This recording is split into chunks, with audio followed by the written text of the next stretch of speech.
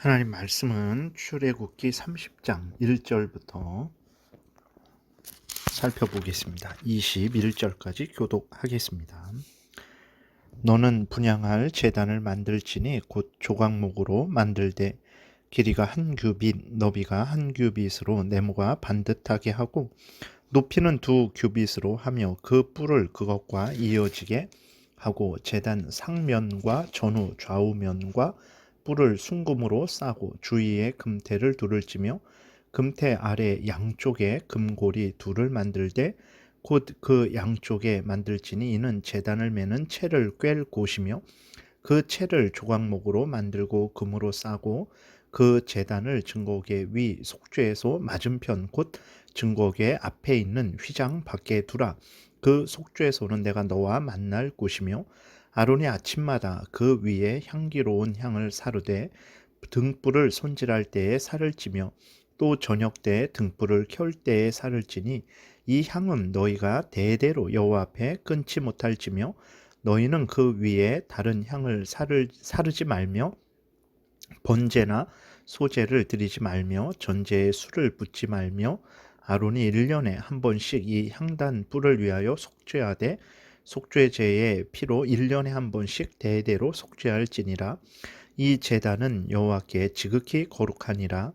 여호와께서 모세에게 말씀하여 이르시되 내가 이스라엘 자손의 수요를 조사할 때에 조사받은 각 사람은 그들을 계수할 때에 자기의 생명의 속전을 여호와께 드릴지니 이는 그것을 계수할 때에 그들 중에 질병이 없게 하려 함이라.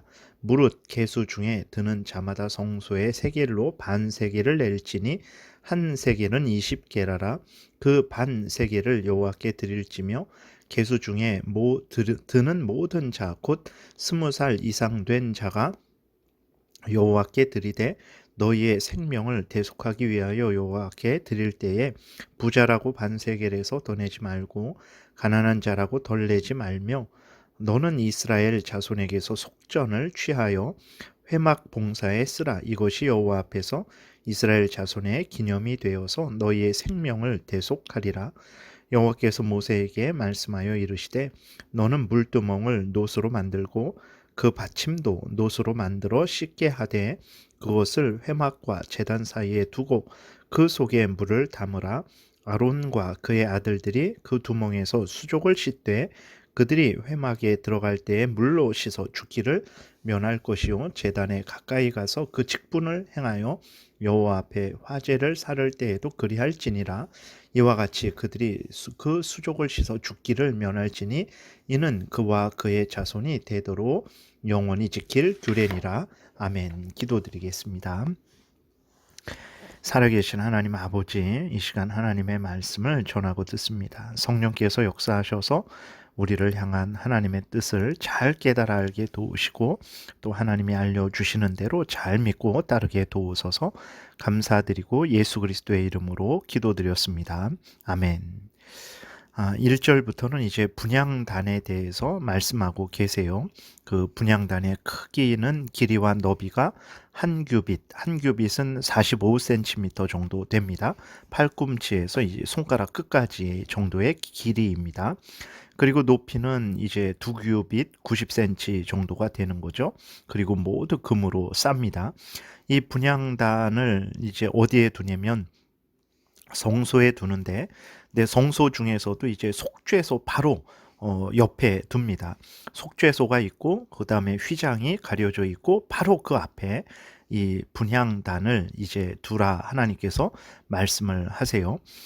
왜 이렇게 속죄소가 있고 휘장이 있고 바로 그 앞에 분향단을 두냐? 그 속죄소는 이제 하나님께서 임재하시는 곳이죠.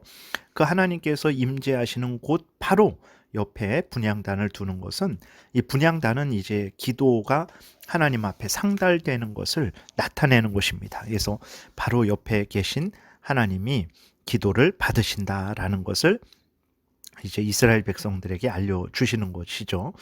하나님은 또 아론에게 아침 저녁으로 분향하여 향불이 꺼지지 않게 하라 이렇게 말씀을 하셨습니다. 이것은 무엇을 나타냅니까? 우리가 기도를 늘 항상 계속해서 해야 된다라는 것을 알려주시는 거죠. 그리고 우리가 이렇게 늘 항상 하나님 앞에 기도를 할 때에 하나님은 늘 항상 그 기도를 기뻐 받으시고 응답하여 주신다라는 것을 나타내는 것입니다. 그러므로 우리들이 기도를 할 때에 늘 항상 쉬지 말고 시간을 정해놓고 또 정해놓지 않고도 무시로 항상 기도해야 된다라는 것을 잊지 말고 항상 기도해야 되겠습니다. 그 다음에 하나님이 향을 사를 때에 다른 향을 사르지 말라 이렇게 말씀을 하셨어요. 오직 하나님이 정하신 대로만 이제 그 향을 사르라는 거죠. 이것은 무엇을 말씀하고 있습니까?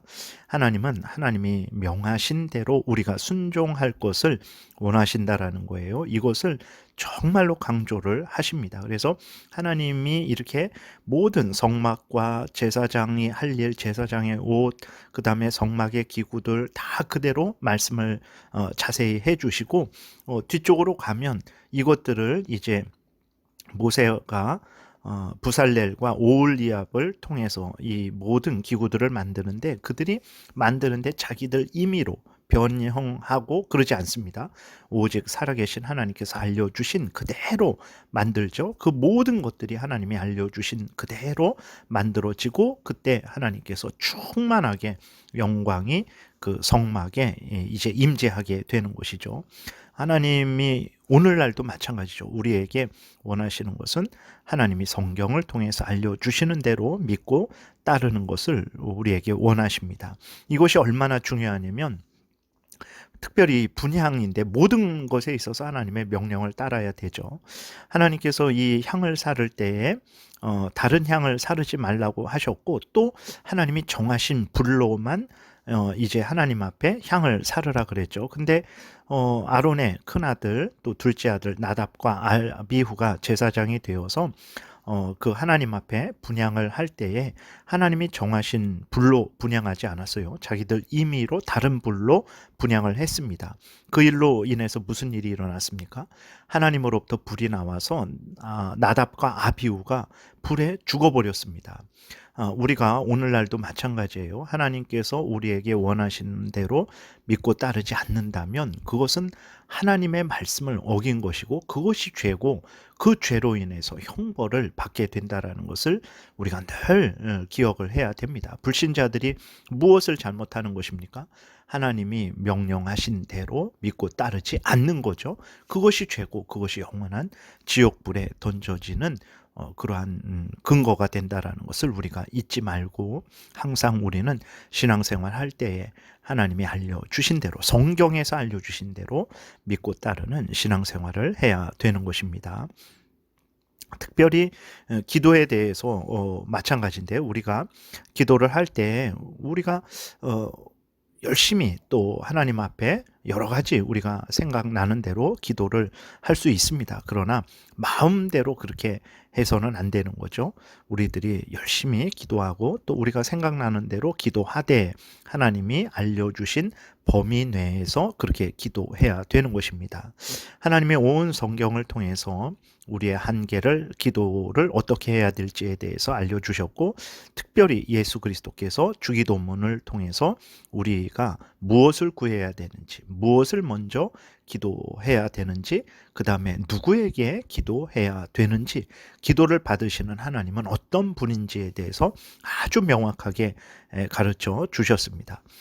기도를 받으시는 분은 하나님이신데 하나님은 하늘에 계신 하나님이시죠. 전능하신 존귀하신 하나님이십니다. 그리고 하나님 앞에 우리가 기도를 드리는데 무엇을 먼저 기도합니까? 하나님의 영광, 하나님의 이름이 높아지고 하나님의 나라가 확장되고 하나님의 뜻이 이루어지는 것을 먼저 기도해야 되는 거예요. 그 다음 두 번째로 우리를 위해서 기도합니다. 우리를 위해서 기도할 때에 일용할 양식, 우리가 이 땅에서 살아가는데 필요한 모든 영적이고 육적인 모든 것들을 통틀어서 일용할 양식이라고 말을 하는 거죠.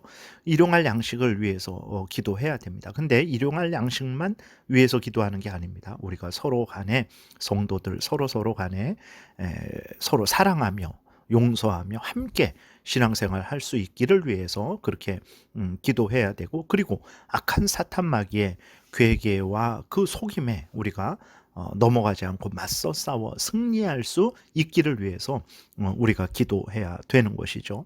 이렇게 우리가 어떻게 기도해야 되는지, 누구에게 기도해야 되는지, 무엇을 기도해야 되는지, 또 무엇을 먼저 기도해야 되는지 이제 예수 그리스도께서 주기도문을 통해서 우리에게 알려주신 거예요.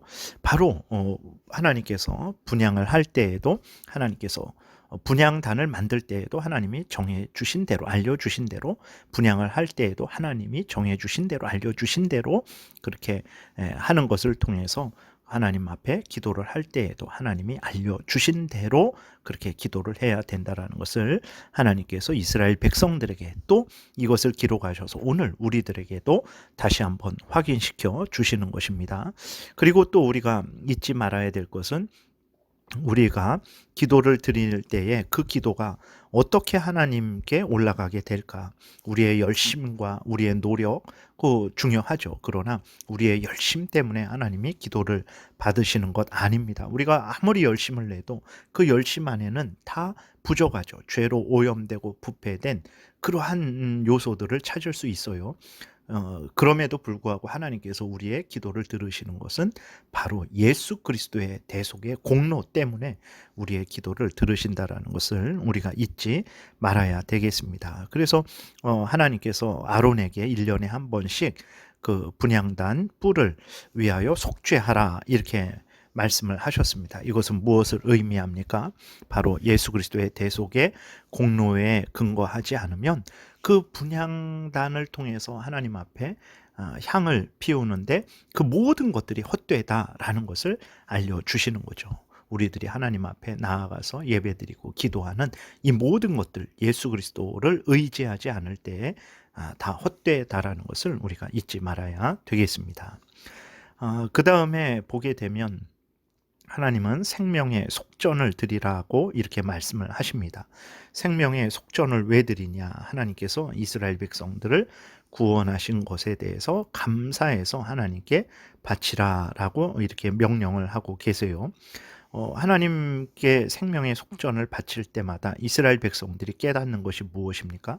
자신들이 애굽의 바로의 손에서, 그 애굽의 종로로 타는 그러한 노예의 상태에서 벗어나서 하나님의 복된 자녀가 되고 백성이 되어서 가나안 땅을 차지하게 된 이 모든 것들이, 자신들이 구원받은 모든 것들이 바로 하나님이 구원해 주신 것이다 라는 것을 이제 항상 그 생명의 속전을 바칠 때마다 이제 깨달아 알게 되는 거죠.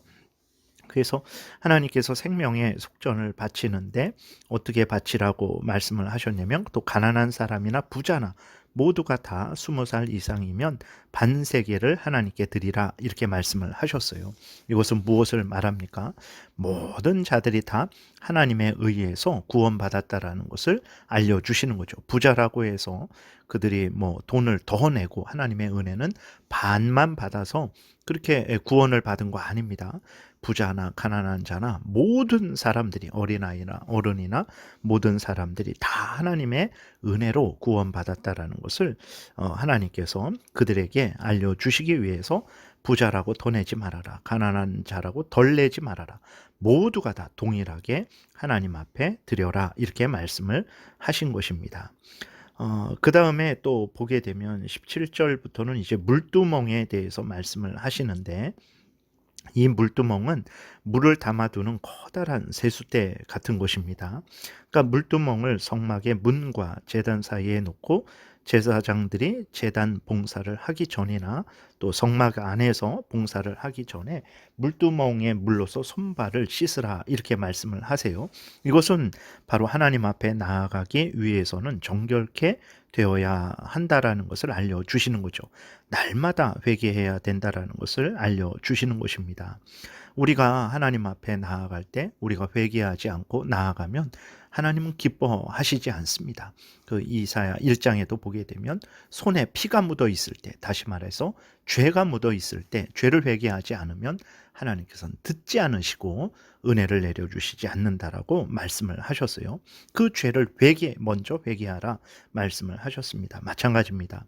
하나님을 위하는데, 더더군다나 하나님을 위해서 섬길 때에 우리가 정말 먼저 회개를 해야 되는 거죠. 우리가 예배할 때에도 먼저 하나님께 회개하고 은혜를 구해야 되는 것입니다. 이것을 레위인들에게, 또 나아가서 모든 이스라엘 백성들에게 하나님 앞에 나올 때 먼저 자신을 씻어야 된다라는 거고, 정말 자신을 씻어주는 것은 물이 아니죠. 그 물이 상징하는 예수 그리스도의 피가 이제 죄인들의 죄를 씻어주는 것입니다. 그래서 예수 그리스도의 피를 의지해라. 예수 그리스도의 대속의 공로를 의지해라.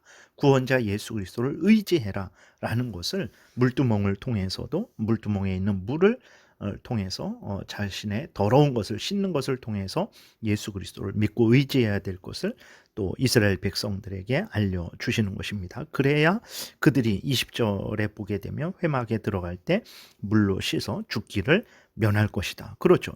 죄를 회개하지 않으면 그건 죄에 대한 형벌을 하나님으로부터 받게 되는 것이죠. 그렇기 때문에 하나님이 이스라엘 백성들에게 반드시 죄를 회개할 것에 대해서, 죄를 미워하고 경계하고 회개하고 돌이켜서 하나님을 사랑하고 하나님의 뜻을 따라 살아가야 될 것을 하나님께서 이 모든 것들을 통해서 또 나타내시는 것입니다. 하나님께서 오늘 우리가 이렇게 알려주시는 대로 믿고 따를 때 기뻐하시고, 또 이스라엘 백성들에게 은혜 주셨던 것처럼 우리에게도 동일하게 같은 은혜를 내려 주실 것입니다. 항상 여러분들이 하나님의 말씀을 따라서 신앙생활 하시기를 바랍니다. 기도드리겠습니다.